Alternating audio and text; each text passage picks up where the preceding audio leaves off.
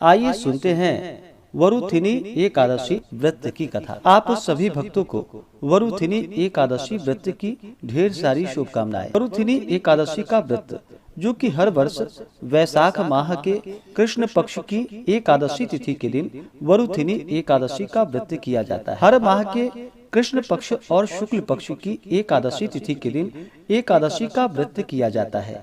इसे एकादशी या 11 व्रत के नाम से जाना जाता है और हर व्रत का अपना अपना विशेष महत्व माना गया है।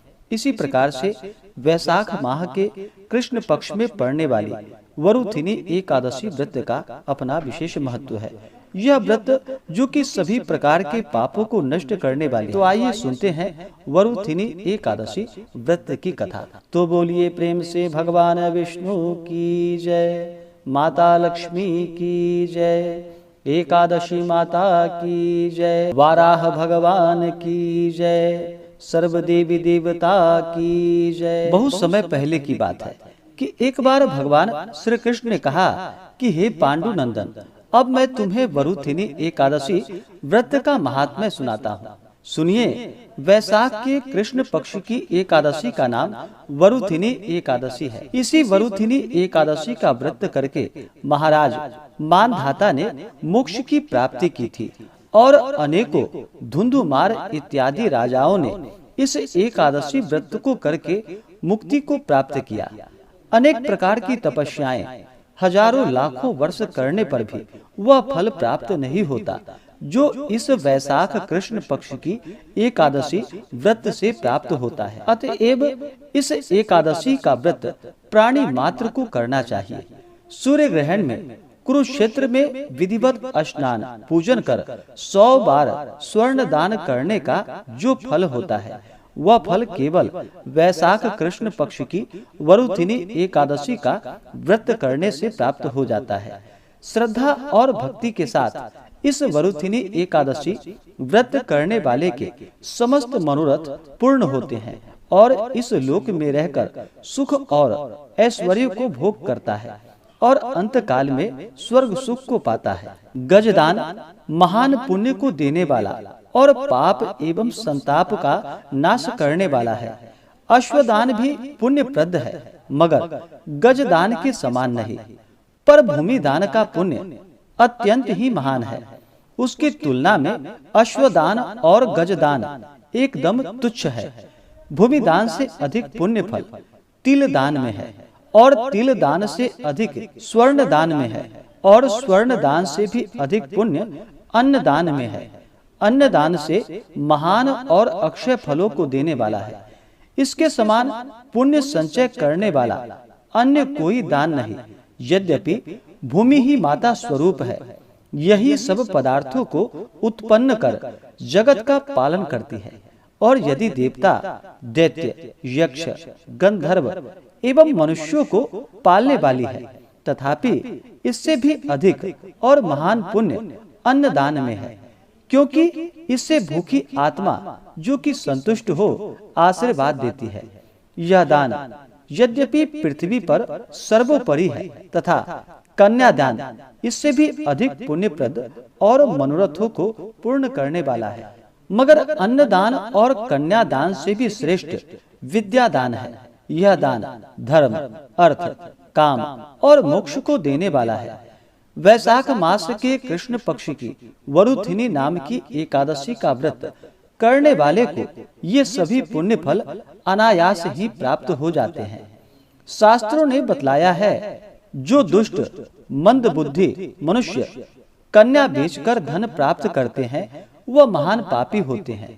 वह अनेक जन्मांतरों तक नरक में वास करते हैं। अंत में विडाल योनि में जन्म पाते हैं। इसके विपरीत जो कोई कन्या को वस्त्र एवं अलंकारों से संयुक्त कर श्रद्धा पूर्वक दान देता है, उनके पुण्य फल का वर्णन शेष, शारदा और भगवान शंकर भी नहीं कर सकते। व्रत करने वाले को दशमी के दिन सायं काल के समय एकादशी व्रत करने का संकल्प लेना चाहिए। संकल्प करने के पश्चात कांसे के पात्र में भोजन नहीं करना चाहिए। मांस, मसूर, कोदो, शावा, शाक, मदिरा दूसरे का जूठा अथवा बारंबार भोजन नहीं करना चाहिए। साथ ही साथ मन को एकाग्र कर शांति पूर्वक रहना चाहिए।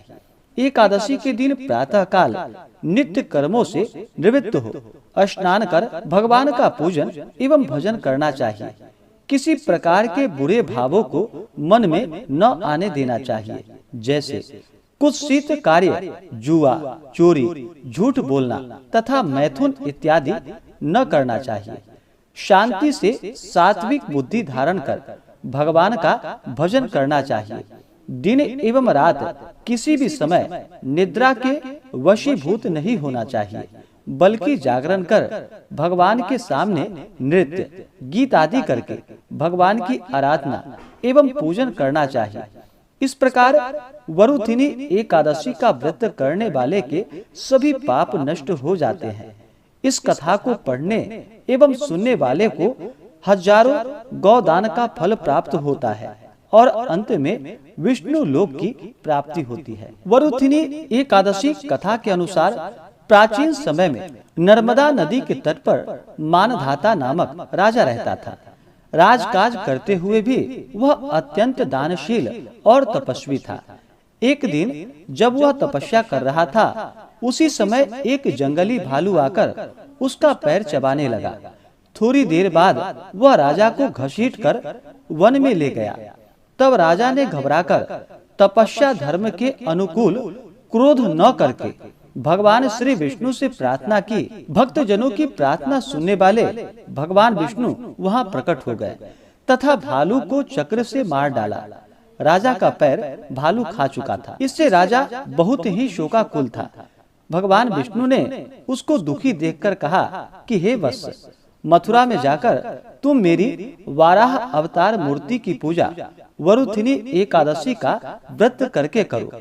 इसके प्रभाव से तुम पुनः अंगों वाले हो जाओगे। भालू ने तुम्हारा जो अंग काटा है वह अंग भी ठीक हो जाएगा। यह तुम्हारा पैर पूर्व जन्म के अपराध के कारण ऐसा हुआ है। राजा ने इस व्रत को भगवान विष्णु के कहे अनुसार पूरी श्रद्धा भक्ति भाव के साथ किया और वह फिर सुंदर अंगों वाला हो गया। तो बोलिए प्रेम से भगवान विष्णु की जय, माता लक्ष्मी की जय, एकादशी माता की जय, वाराह भगवान की जय, सर्व देवी देवता की जय।